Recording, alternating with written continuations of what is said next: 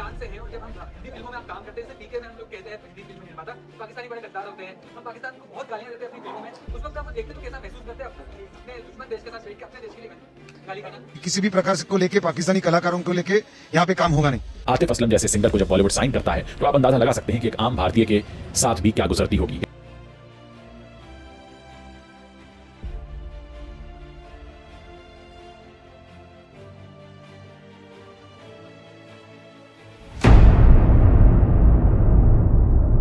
आतिफ को लेकर भक्ति इंडियंस के दिल में कितनी नफरत भरी हुई है उसका अंदाजा हम सबको जून 2020 में ही हो गया था, जब टी सीरीज ने किन्ना सोना आतिफ असलम वर्जन को ऑफिशियली रिलीज किया था। रिलीज के फौरन बाद ही कुछ इनसिक्योर फैंस ने एमएनएस के इस डॉगी को टेक करना शुरू कर दिया और एमएनएस के इस डॉगी ने अपने ट्विटर अकाउंट पे आके आतिफ के खिलाफ करना शुरू कर दिया। टी सीरीज को बैकलैश के चलते सॉन्ग को प्राइवेट करना पड़ा। लेकिन क्या आप जानते हैं आतिफ से इतनी नफरत करने के पीछे की सच्चाई? आतिफ की नेशनैलिटी। मोस्टली इंडियंस आतिफ को हैट ही इसी वजह से करते हैं क्योंकि वो एक इंडियन नहीं बल्कि एक पाकिस्तानी सिंगर है। अब इन भाई साहब को तो आप जानते ही होंगे, most toxic man ever. Pakistani film industry को, पाकिस्तानी आर्टिस्ट लोगों को यहाँ पे भीख देते हैं, उनको यहाँ पे उनके गजल सिंगरों को सर पे चढ़ा के उनको पैसे देते हैं जो लोग अपने देश में उनको खाने को नहीं मिलता है। इन आर्टिस्ट लोगों को हमारे यहाँ पे करण जौहर, महेश भट्ट, खान लोग सबके फिल्मों में उनके गाने होते हैं। जब उनको बैन किया जाता है तो सब चिल्ला पड़ते हैं। आतिफ का धर्म। प्रोबेबली इंडिया में आतिफ की सबसे ज्यादा हेट करने की वजह उसकी नेशनैलिटी से ज्यादा उसका रिलीजन है। देखिए, चाहे कोई हिंदू है चाहे कोई मुसलमान है, इसमें तो कोई ऐसा मैं इस नज़रिए से नहीं गाता हूँ कि किसी हिंदू के लिए गा रहा हूँ या किसी मुसलमान के लिए गा रहा हूँ।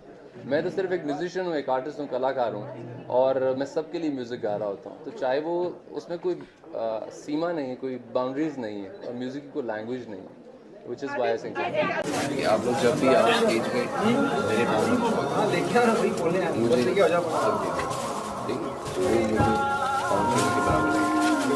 मुझे पसंद नहीं है जो मेरे आगे है।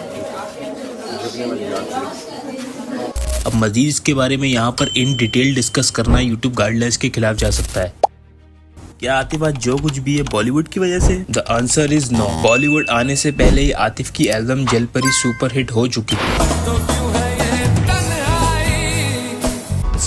कैसी है ये तेरी बढ़ती जाए, दिल हारे पुकारे तुझे मन जा रे, मना ले मुझे सुन के सच की तलाश है, दूर आकाश है, शाम अब ढलती नहीं,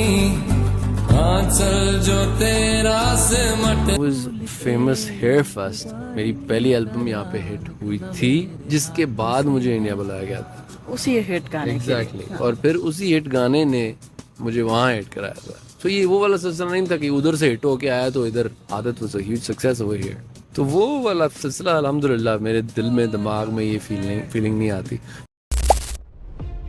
क्यों आतिफ इंडियन आर्मी को सपोर्ट नहीं करता? I don't know why. इन्हें ऐसा क्यों लगता है कि आतिफ एक पाकिस्तानी होके इंडियन सॉलिडर्स के हक में ट्वीट करेगा? तो भाई साहब वो एक आर्टिस्ट है जिसकी उसको फीस मिलती है। ऐसे तो इंडियन एक्टर्स भी जब हॉलीवुड में जाकर काम करते हैं तो उन्होंने कभी वहाँ के पॉलिटिकल इश्यूज के बारे में बात क्यों नहीं की? फिर वो सब क्यों आके इंडिया के हक में बातें करते हैं? क्योंकि अपना देश अपना मुल्क सबको सबसे ऊपर होता है। आतिफ बॉलीवुड वाले से खुद आकर काम नहीं मांगता, उसे खुद बुलाया जाता है। जिस वक्त मैं इंडिया में काम करता आपको क्या लगता है मुझे हर फिल्म से गाने ऑफर नहीं हो रहे थे ना? कोई और होता लेट्स सपोज वो क्या यही करता ना, हाँ हर गाना गाना चाहिए, हर गाना no I'm not that. If I like stuff, I do it. फिर भी 2019 के पुलवामा अटैक के बाद आतिफ ने इंडियन सॉलिडर्स के लिए अपनी हिमायत एक फैन को रिप्लाई देकर जाहिर की थी। क्या सच में इंडियंस आतिफ असलम को हेट करते हैं? The answer is no. Atif की 60% fan following around all over the world India से ही है और होनी भी चाहिए क्योंकि टैलेंट की ना तो कोई नेशनैलिटी होती है ना तो कोई धर्म। Subscribe for more Atif Aslam updates. जब भी मैं इंडिया आता हूँ, जितना प्यार आप सब लोग मुझे देते हैं, इतना प्यार आप सब लोग देते हैं कि मेरा दिल करता है कि मैं यहाँ बार बार आऊँ और आप सब लोगों के लिए गाता रहूँ। Can't thank you guys enough. Can't thank you guys enough. I love you too. जब मैं वापस जाता हूँ मुझसे पूछते हैं कैसे हैं वो लोग, कैसे दिखते हैं, कैसा प्यार करते हैं, किस तरीके से आपको ट्रीट करते हैं। और मेरा हमेशा से यही जवाब होता है कि वो आपको आसमान पर बिठा के रखते हैं। क्या बात। जो कंपटीशन हम लोग जीते थे पाकिस्तान और इंडिया के दरमियान, जो कंपटीशन हुआ था, आपने देखा होगा कि मैंने जो बात की थी उसमें सिर्फ यही मैंने हमेशा से कहा था कि ये जंग नहीं है, ये प्यार है जो हम आपस में बांट रहे हैं।